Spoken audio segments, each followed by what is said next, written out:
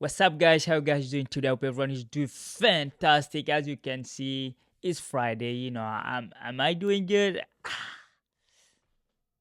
Not really. Yo, US got thrust 4-0 by Morocco. We are out of the Olympic game.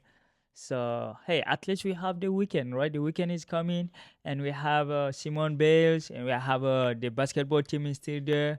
And I know the athletes, real athletes, they're only gonna start. US gonna win more gold medal. But hey, the boys are out. Morocco just was too strong. So anyway, today we're gonna try to address some of the that result because Spain is playing right now, and of course we're gonna try to address some news. Like there was not a lot of things going on yesterday, so I wasn't able to drop any video. But hey, today we have information. We're gonna just try to talk a little bit about Chelsea, a little bit about Man United injury crisis, and of course, if you have the time, we're gonna talk about some sad news. Of course, we will have a time for that. Anyway, guys, welcome back to another video. Welcome to the world of soccer. If you're not already subscribed, do me a favor, give me thumbs up and like, share this with your friend. So anyway, guys, we're gonna start quickly. Like I say, US. Hey, the bright side is they qualify out of the group, right? In group where it was French, which France finished top of the group, Guinea, and New Zealand, right? I mean, it was good. It was good. Good run. And so 100 years, and we're still waiting because the last medal the U.S. soccer got in an Olympic game was 100 years ago in 1904. So 120. Oh boy, so we're gonna wait. We will be waiting for a while. Morocco was just too strong. Hakimi, Sufiani, like those boys, they were cooking us, man. Even they have a midfielder whose dad was basketball player, he went to France, play basketball. He met with the boy mom, and then they had a kid, and then the kid decided to join Morocco, not even France or US. He's a good midfielder, the Sufian. So it was good. Johnson is a Richardson, yeah. His name is last name is Richardson. So he's a good player. US went for him, but he decided to go for Morocco because hey, Moroccan Federation are working really, really well at the moment. So anyway, that was US crashed out from the Olympic game. So like what are we gonna do, bro? Like yo, this sucks, man. We lost 3-0 against France, 4-0 against Morocco. So the only team you could beat was New Zealand and Guinea. Guinea, this was the first time ever to qualify for our Olympic Games. So they are not that good, right? It's not like you play a huge African team. The only good African team you play, they trust you, bro. 4-0. So anyway, like we need to work. This federation need to work way more better than what they're doing right now. The national team is in shambles, and now even the young lad are in shambles too. So like we cannot, the future is not bright. We cannot see far from anywhere, bro. Like our boys they just sucks, man. Yo, you guys need to wake up, change something. So anyway, that was US. We're gonna go through some Chelsea news. Yo, we're gonna talk about Mark Gill because Mark Gill, he's being really Chelsea best player of the preseason so far. Him alongside Lavia and then Kunku. But hey, yesterday a journalist from Chelsea Football Club, the heart of London. If you're not following them, make sure to follow them because it's the Blue Army. So it's a huge Chelsea fan base, and they are credible. The people who are in it, who's leading it, sometimes meet with the coach and stuff. So yesterday, one of them were able to ask a coach. He asked about Mark Gill and whether he will stay at Chelsea or get sent on loan. Maresca answered, the idea with Mark and all the young players is to look how and then make a decision together. At the moment, Mark is doing well and he is going to stay with us. So yeah, we have to Mark Gill. I mean, if Osimhen is not coming, Yeah, we can keep him because, but even if Osimhen come, I think him because Nicola Jackson can play at wide winger, so as a winger, so I think he's good. He's playing really good, right? So we're gonna just keep him, and of course we're gonna talk about the two people who started the civil war at the Chelsea dressing room, Enzo Fernandez and Fofana. So yesterday Fofana was asked in a press conference, is a US ESPN UK. So he was saying, yeah, this is what they have to say. He said, I know Enzo, he is now racist. Now it is done. It's good. I'm happy with this situation because he understands me. I understand him. He said, sorry, I trust him, and that is the most important thing. Enzo is a big player in Argentina. I hope this has educated him a bit because for sure it is different culture. We play together. We need to stay together. We are stronger. We are strong together. So I mean, hey, these are positive. These are positive information we're getting out of the club. The way we played against America, and it's good. It's good to have some team chemistry there, and yeah, we can wait. We just don't want a civil war in the dressing room, right? I mean, he said maybe educated Argentina. No, he did not. The Argentina is still like doing the same shit. But the France, we're gonna beat their, we're gonna beat them because Argentina is playing France in the quarterfinal of the Olympic game today. So we're gonna beat them. We'll see. We'll see if they're gonna chant it again. They even threatening to bring a hooligan in the field. Bro, you're not playing home. You play away, bro. Like, how can you threaten us in our home, bro? Like, that's crazy, I mean, South America are just like a different breed. And you play in France, and then you say you're gonna bring up a hooligan. You are outnumbered there, right? It's stupid to have that type of thinking. But we'll see how that's gonna go, right? So anyway, and another last one on Chelsea about penalty taker, because I don't understand why Madueke want to take penalties so bad. Like last year he had that fight with Cole Palmer and Jackson, and this year too. Like even the last game we play against America, he wanted to take the first penalty. I said, bro, you're not a penalty taker. Nkunku is a good penalty taker, and like Tosin Adrabio pick up the ball from him and give it to Nkunku. Nkunku scored it. And even though the second penalty Nkunku let him take it, I just don't understand why he's so keen of taking it. So to put everything clear, like the coach talked about that, he said I decided to take it, and when he returned with us, for sure, Cole is the taker. So that's no problem. We won't have a penalty gate. Cole Palmer is the penalty taker. He's the best penalty taker. I mean, we have a lot of them, right? Because even in Kunku is a really good penalty taker. It's same, and Madueke is a good one too. But yeah, stop those type of energy, negative energy. It just is not good for the team, right? Let's just focus on playing in, put some assist in, try to put your goal, your shot on target, and so like we won't have all this problem, right? So anyway, guys, this it just was the small rumor that's going on in Chelsea. There are good positive news right now because we're getting ready to play a real game against Man City tomorrow, and that will be fun. That we will see how fit we are. Because Man City lost all their game, so for sure we're gonna be there. We will see. We lost two, well, we lost one, tied one, and we won one. But hey, we'll be playing Man City, we'll be playing Real Madrid, and we'll be playing Inter Milan before going back home. So this game will be really important for our fitness and to build up the way we play, right? So that's cool. Talking about the way we play, some report come from Turkey. Like there is a player, Andrea Beck. Is Andrea Beck. He played in Turkey for a while. So he was talking about the culture of football in Turkey and between the difference between Turkey and Germany. And he was saying when you lose in Turkey, you cannot leave the house for a week. I mean, that's extreme, right? But we're gonna just read what he said. He said playing football in Germany is a profession.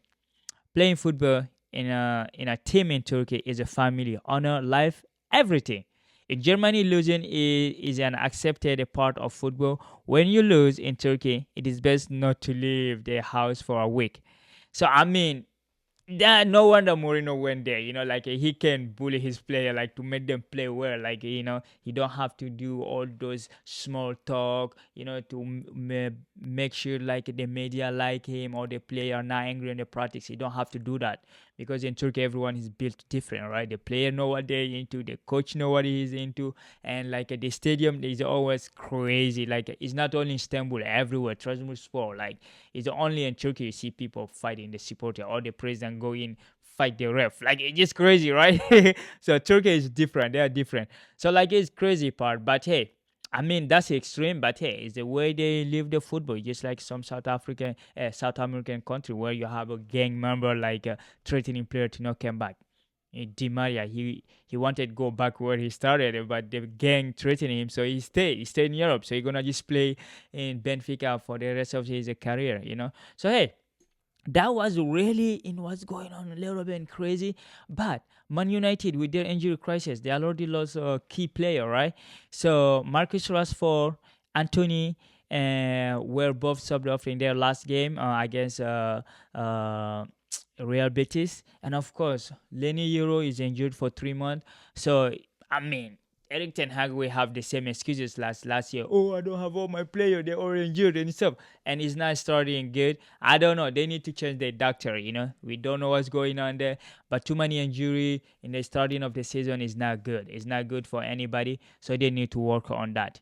Anyway, yesterday there's another coach who were talking yesterday or 2 days ago, Georgian club saying, "Oh yeah, this is my last as a coach." Like everyone thought he's already done really for in the football industry. But yeah, he clarified the situation with Fabrizio Romano reporting. He said Georgian club keep door open to coaching again, and he is not retired. Okay, at the moment there is nothing at all in terms of job, no club, no country. Let's see what it will look like in a few months. This was the real full sentence by club. As of today, that is for me as a coach. I didn't quit on a win. It was a general decision. I was also coached at the best club. I was also coached at the best club in the world. But maybe we can talk about it again in a few months. Georgian club has also added. He's a keeping door open for future job. Was never keen on return in 2024, but from 2000 for 2025, anything can happen. England, that will be the biggest loss of face in the history of football. If I said I will make exception for you, I still want to work in football and help people with my experience and contact. Let's see what will happen. So this is what happened. You know, like that's why just taking information just because of the headline, people will just making assumption that he said this. But if you read everything what he says, it's different, right? So like this, he just say, oh yeah, like this year he's not doing any coaching. That's no question. Like he rejected the US, he rejected the England, he rejected everybody. He's not doing anything. So he's gonna just take break. He said he was gonna take break, and is going to take that break. So anyway, talking about club not wanting to coach, right? There's other coaches in the business that is still really working toward it. Like one of them is Carlo Ancelotti. It's like they don't know the concept of turnaround. He said, "Oh yeah, we're gonna try that this year." I said, "Bro, come on." So that's why you were playing only with 13 players at Real Madrid last year. So anyway, so he was talking though about this is after the game against Milan. They lost 1-0, and he was talking about the Ballon d'Or. I mean, he just say this is from every news. I can just credit it to Fabrizio Romano, ESPN, to anyone, right? So he's a general known news. So breaking news: Carlo Ancelotti see Vini Jr. as the main favorite to win the Ballon d'Or. Vini Jr. will win the Ballon d'Or, in my opinion, he said, explaining his point of view.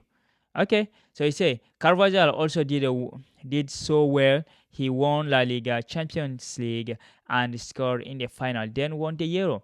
But Vini Jr., talented player, young, he won La Liga, won the Champions League, scoring in the final and semi-final. Don't forget, he scored two in Munich. Jude had a fantastic season, winning the Champions League, winning the league, and it was a big surprise that the best player of the league season, in my opinion. Rodri also is a fantastic player. He is one of the best midfielder in the competition and always consistent. So here he's talking gibberish, right? So like he think Vini gonna win it. And then he went on praise other player because they are his player. He cannot just say Vini gonna win it, knowing he have a Jude and Carvajal in his team, and they are also favored to win it. Plus Mbappe is there now because in terms of a statistic, Mbappe should win. If we're talking about statistic, he scored more goal he is the top scorer in the Champions League, top scorer in the League One, top scorer in the French Cup. So like that dude is statistically is good, but like he's in PSG, he's out in the semi-final. So people and France out in the semi-final too. So that just you know that just kill his chances. But he just be talking about everybody. Carvajal had a good season. For me, give it to Carvajal, bro. If you don't give him, when a defender going to win something, because he start every game, he's a decisive and he's a fantastic right back, right? I mean, if he's playing your team, you love him. If you're not, you hate that dude because he's a really problematic player on the field. So when you look at that, he just have to praise everybody. I mean, Jude Bellingham, I think he's just overhyped. He's overrated, bro. Like that dude, he had a really good 6 month with Real Madrid, but the last 6 months and the Euro, bro, that dude was like a ghost. But hey, just Real Madrid fan gonna talk about Vini had a good season, but good second part of the season. So people don't want to say that. While Rodri is being there the whole season. I mean, people just say, oh, he's scoring the semi-final. He scored two against Munich. Yeah, he's a striker. That's why he can score. Vini Carvajal, they are not striker. They are midfielder and defender. So, like, for you, if your criteria is based only on goal, nobody will win another Ballon d'Or. Because the last defender to win a Ballon d'Or was in 2006, Fabian Cannavaro with Italia. Even that is because Zidane took the red card. Or Zidane would win it, right? Zidane took the red card. France lost in penalty, and Italy won the World Cup, and they give it to him. At that year, Samuel Eto'o could pretend to be a Ballon d'Or, but they give it to Cannavaro. Oh, he won the World Cup, you know, because Barcelona won the Champions League that year, right, against Arsenal, but they didn't give it to him because Cannavaro won the World Cup. And today we're talking about, oh, Vini gonna win it because he won the Champions League, but Rodri won the Euro. It doesn't matter because the other dude scored 2 goals against Munich. He scored in the final. Because the defender in the center midfield cannot score a lot of goal, right? Rodri, the place he play, he's the backbone of Man City and Spain. But like if you count only on the numbers, term of a statistic, assist, a goal, yeah, of course, none of them gonna win. They should create a category so they can recompense all those players, right? Because there's a lot of players who deserve to win stuff they are not winning, right? So hey, when there is a player that plus Rodri know about it, he just said this is a contest, is a lobbying. So like if they're not lobbying for you, you won't win it, right? So hey, anyway, that is the Ancelotti talk on potential Ballon d'Or because he already give it to Vini. So let's see if Vini gonna win it. So anyway, hey, there's another surprising information about Neymar. Neymar is funny, right? He was on the news on ESPN. Oh no, he's on his Instagram. He's saying, "Oh yeah, there are days that are difficult. There are days that I want to give up." So that's what he was talking on his interview. I don't understand Neymar. You were the best talent since Pele in Brazil when you moved to Barcelona. Because Messi overshadowed you. You left to Barcelona to PSG, and then you got injured. But your lifestyle is not helping you either, right? But when you say, "Oh yeah, I want to give up," bro, give up for what? Like, yo, you're 33. Neymar is 33 years old, and he's already always talking about this. He's crying like a baby. Brazilians just are emotional, right? They're like crying and stuff. But Neymar, just stop talking, man. Get back on the field and play. You have at least 3 years to give us. Stop whining, bro. Like you making 100 million a year in Saudi, not even playing, bro. Like they do the biggest winning trophy. Like he himself pointed out. So, oh yeah, this is like a school work, getting the credit without doing the work because he was collecting medal with Al Hilal without playing, right? He won everything with Al Hilal this year without playing. Like he played just a couple of minutes before he get injured. So hey, so those were the funny and the good news, but yeah, there is always like something going on in this world. So bad news. We're gonna start with Bordeaux. Girondin Bordeaux est rétrogradé à National Day. Ah, le couperet est tombé. est tombé. Ok. Le couperet est tombé pour Bordeaux. Déjà relégués en national par les DNCG, les Girondins vont descendre d'un échelon supplémentaire après la décision de la Commission fédérale de contrôle des clubs. Le club qui défendait un maintien en national lors de son audition n'a pas communiqué pour l'instant. La Commission a également exclu les Chanois, Nioré, déjà national des competitions nationales. Wow. Okay, this means National Day is just like a fifth division of France because you have League One, League Two, National, National One, National Two. So like Bordeaux is just they drag them to another like fifth division. So they will have like at least 6 to 7 years before coming back to elite level if they didn't miss any step. So we will see. We'll see what's gonna happen.